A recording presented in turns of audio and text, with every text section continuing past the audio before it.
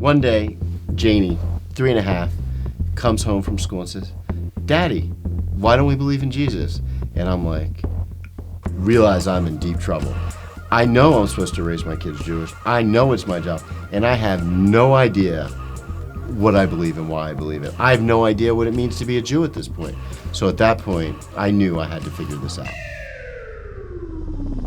Back then, if I think about what I believed, what I thought Jesus was, to me, there were some things I knew Jesus was not. Jesus was not for the Jewish people. I didn't even know if Jesus existed. I put him somewhere with Santa Claus as a fictitious story that people had made up. But I did know, people that believed in Jesus, that I looked back on my life, there was something different about them, that they had a peace and a joy about them. Edna Burns, wow. She, amazing black woman, came from the South, took a bus up, no job, no money. Her teeth were even dentures or something. They weren't even real teeth. But what I loved about Edna, and everyone loves Edna, everyone knew there was something different about Edna in my family. She had so much wisdom. She had so much love, so much patience. And we knew she loved Jesus. And we knew there was something different about Edna. 34, 35, maybe 40 years after Edna entered our house and was one of the major influences in my life that I just am so thankful for every day. She passes away. I'm so asleep, probably selfish, that as opposed to going to this woman that took care of me forever, I say, I'm not gonna go. I wanna play in a tennis tournament. So I walk into that funeral, and it is deep, deep center Philadelphia, but there were mouths running through it. It was dirty. It was a church that was built, and I think about it, there was maybe 20 benches there.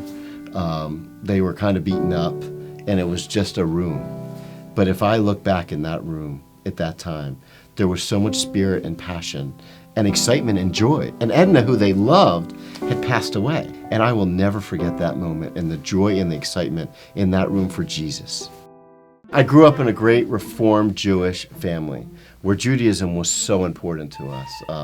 And the rabbi was a great family friend, very smart man, and someone I had a lot of respect for. It's just a beautiful temple with great ceilings and great drawings on the roof and a beautiful choir. That Reformed Judaism was a huge part of my life. But to me, there was something missing there.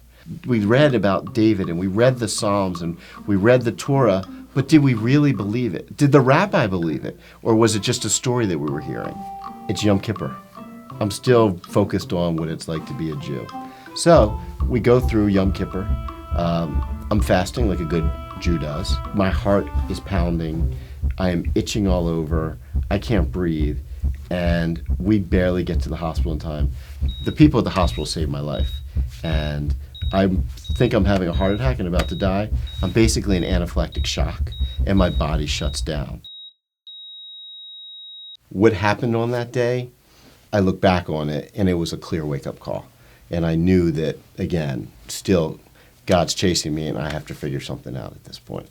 That, again, pushed me on my journey to really try and figure out what is the truth and what do I believe? Now I'm really starting to research. Now I'm reading. I went 35 years and I didn't read anything. So I read more in 2 years than I had in my whole life combined. I read a book by Stan Telchin called Betrayed. Stan is a gentleman that was trying to convince others that his daughter was wrong because she came home and said that she was Jewish and that Jesus was real. And Stan's whole mission was to prove her wrong. All of a sudden, I put it down and I said to my friend, this is me.